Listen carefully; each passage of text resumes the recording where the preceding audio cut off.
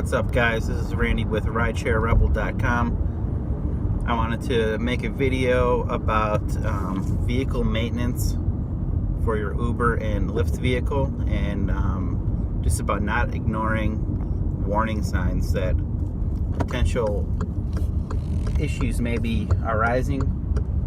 Sorry about the video angle. I'm actually driving long distance somewhere, so I figured I'd toss on make a video. But anyway, I've had a few instances where I've been driving and I've had issues that have come up. Luckily, hasn't affected passengers too much. One, our tires, and if you guys drive a lot or have driven a lot, you know you're going to go through tires. I didn't know my tires were as bad as they were because they were balding on the insides of the tires to the point where you could see it burned through the rubber all the way till the wires. So I had a passenger in the car, and I ran over.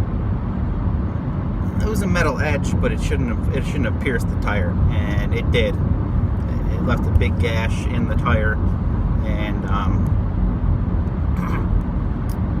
the passenger understood. We weren't too far. He didn't get charged, but he had to wait for another vehicle to pick him up. So that sucks. I recommend carrying a can of Fix-A-Flat at all times. I do in my vehicle now.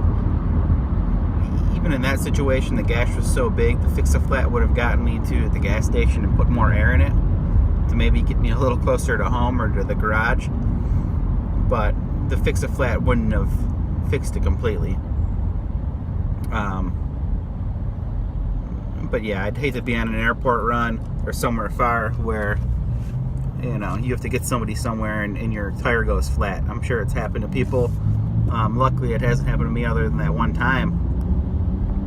But if it does, I'll have a can of Fix-A-Flat, and hopefully that'll get me to where either I need to get the passenger to where they need to go, to their final spot, or it'll get me to home. It'll at least get me home or to the garage to get that fixed. So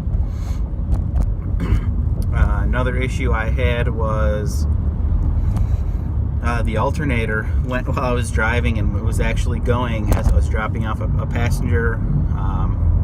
I ignored the warning signs. I could hear in the week or so leading up to it happening.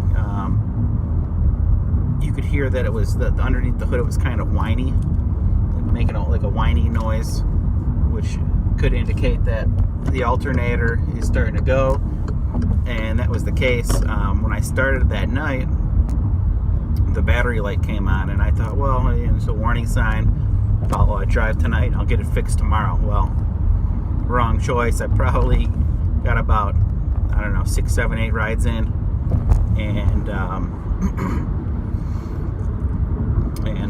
the alternator went for good. The power started shutting down, and then the vehicle, the lights started going off. Radio wasn't working, so I shut down as much power as I could to preserve as much battery as I could. I was able to get the passenger to his final destination, which was his job, at must have been 4:30 in the morning. And luckily I thought quickly and was able to get into a safe spot to where a tow truck could come in, grab me, and take me to the garage. So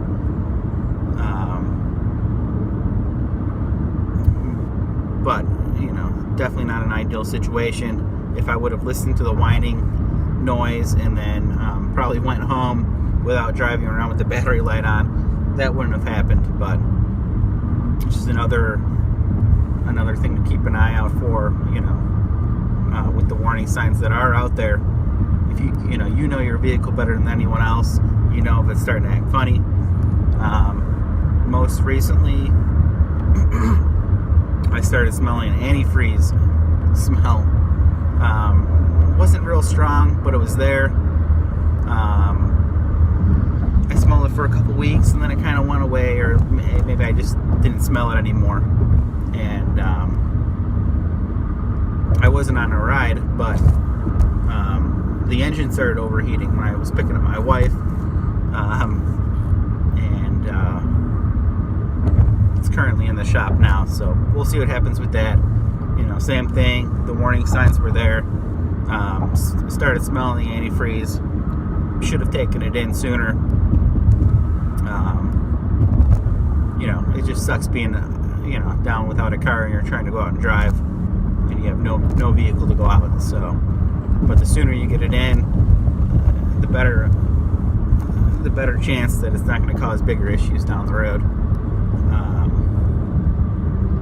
Also, you know, don't forget to take advantage of Lyft and Uber's discounts. I think they have discounts for both AutoZone and Advanced Auto. So 10%. It says it's for online, but I've used it in store.